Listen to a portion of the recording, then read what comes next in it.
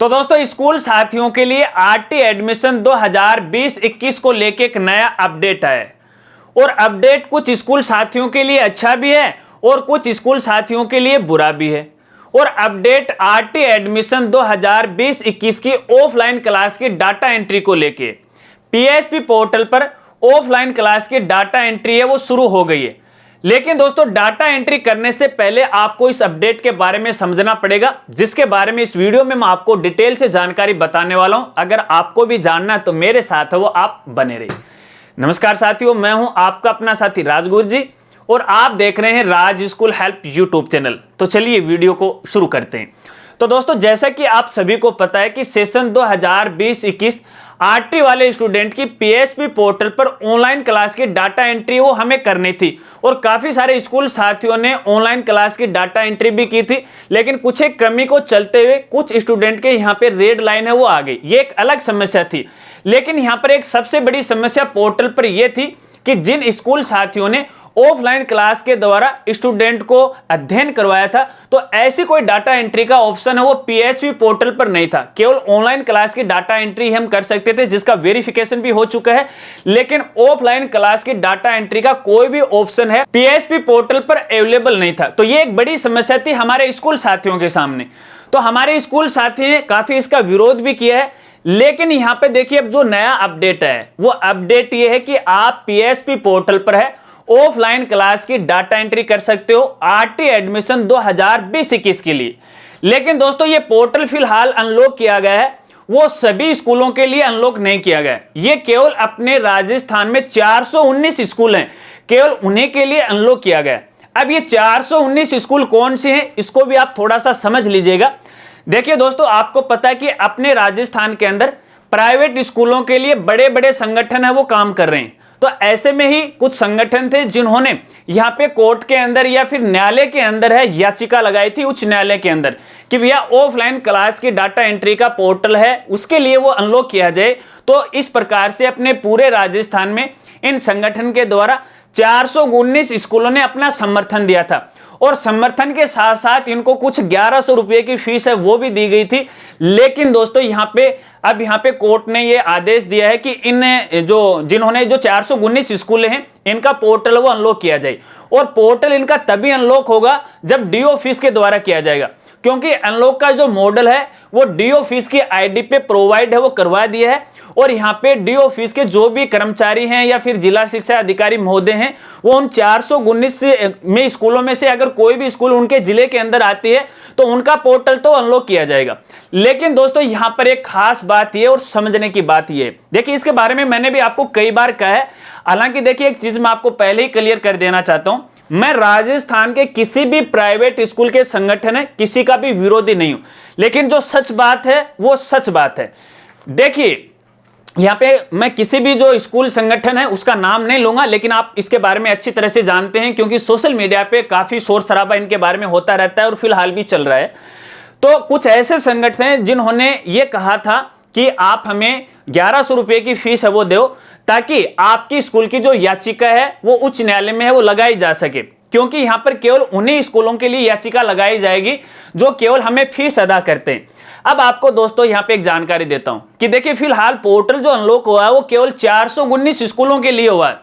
अब आपको यह पता है कि इन्होंने 1100 रुपए रखी, तो ऐसे में अपने पूरे राजस्थान में तकरीबन 10,000 के लगभग हैं स्कूल हैं जिन्होंने ऑफलाइन क्लास के द्वारा अपने स्टूडेंट की पढ़ाई करवाई थी और जिन्होंने ऑफलाइन क्लास की कोई भी जानकारी नहीं भरी थी।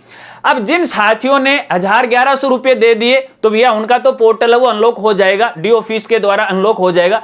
लेकिन बाकी जो बेचारे छोटी छोटी स्कूल हैं वो कहां गए? अब ये जो संगठन है, मैं फिर कह रहा हूं मैं किसी भी संगठन का विरोधी नहीं हूं, लेकिन एक बात आपको सच से आपको मैं रूबरू करवाना चाहता हूं। आपको पता है कि ये बड़े बड़े जो संगठन है इस बात को दावा करते हैं कि राजस्थान के अंदर जितने भी प्राइवेट स्कूल हैं उन सबको हम साथ लेकर चलते हैं। अब इन्होंने जो 1100 रुपये फीस रखी थी, तो इस तरह से मान लीजिए फॉर एग्जाम्पल लगभग 10,000 ऐसे स्कूल थे जिन्होंने पोर्टल पर ऑफलाइन क्लास की एंट्री नहीं की थी या क्योंकि ऑप्शन वो भी अवेलेबल नहीं था। अगर यहां से इनसे हजार रुपये भी लिए जाएं तो तकरीबन 1 करोड़ रुपए की राशि वो हो जाती है। अब ये 1 करोड़ रुपए की राशि आखिर कहां जरूरत है वो पड़ गई। ठीक है, संगठन के साथी ये भी कहेंगे कि हमने वकील को पैसे दिए, तो आपने कितने पैसे दे दिए? लाख रुपए दे दिए, 2 लाख दे दिए, 5 लाख दे दिए, 10 लाख दे दिए, कि आपने 1 करोड़ रुपए दे दिए? तो इस तरह से 419 स्कूलों को भी आपके पास पैसा है। तो बेचारी जो छोटी छोटी स्कूलें थे, जिनका कोरोना काल के अंदर कोई भी इनकम नहीं, 1000 रुपए भी उनकी पूरे साल के अंदर इनकम नहीं हुई, तो क्या उन स्कूलों को आप साथ नहीं ले सकते? तो फिर आप क्यों झूठा दावा करते हो कि हम सभी प्राइवेट स्कूल साथियों को साथ लेकर चलते हैं? तो अब तो यही बात हो गई कि या तो आप हमें पैसा दो, पैसे के साथ हम काम करेंगे, वरना आपसे कोई रूबरू नहीं है। तो यहां पे मैं उन सभी स्कूल साथियों को कहना चाहूंगा, देखिए, अगर आपने उन संगठन के साथ न रहते हुए अपने स्कूलों की कोई जानकारी नहीं दी है, या फिर उनकी रजिस्ट्रेशन की फीस आपने नहीं दी है, अगर आपकी भी ऑफलाइन क्लासें नहीं हुई, तो देखिए यहां पे मेरी तरफ से मैं आपको राय देना चाह रहा हूं, आप मानो या ना मानो, आप चाहे संगठन की तरफ जाओ, मुझे कोई लेना देना नहीं, लेकिन मैं मेरी राय है आपके सामने वो पेश कर रहा हूं, आप समझ लीजिएगा कितनी सही है कितनी गलत है, सुनने के बाद आप कमेंट कर देना, ठीक है? देखिए, संगठन वालों ने तो अपनी औकात है वो दिखा दी कि हमें तो जो पैसा देगा उनका काम अपन करवाएंगे, क्योंकि सभी ग्रुप में मिला था, स्कूलों का नाम उन्होंने लिख दिया और काम उनका बन गया। अब ऐसी स्कूलें बच गई जिन्होंने किसी प्रकार का उन संगठन का साथ नहीं दिया। तो ऐसे स्कूल साथियों को मैं आपको कहना चाहूंगा, देखिए, आपको किसी भी संगठन के साथ रहना जरूरी नहीं है।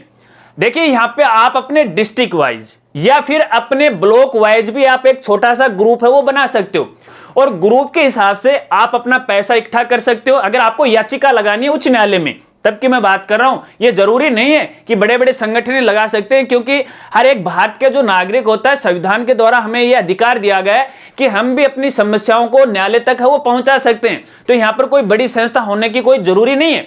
तो आप ग्रुप बनाकर भी अगर आप याचिका लगाना चाहते हो तो आप लगा सकते हो। थोड़ा बहुत देखिए, पैसा तो आपको इकट्ठा करना पड़ेगा। फिर आप ये कहोगे कि राजगुरु जी पैसा तो वो भी ले रहे हैं और पैसा तो हम भी जुगाड़ करेंगे, तो फिर इसका सारांश क्या, अलग से ग्रुप बनाने का? मैं नहीं कहता कि आप अलग से ग्रुप बनाओ, इसमें मेरा कोई भी इंटरेस्ट नहीं है, लेकिन यहां पे आप पैसों से बच जाओगे, क्योंकि बड़े बड़े जो संगठन के साथी लोग हैं वो देखिए 1000 रुपए फीस है वो रजिस्ट्रेशन के रूप में ले रहे हैं, और इस तरह से 1 करोड़ रुपए की राशि वो पार कर जाती है।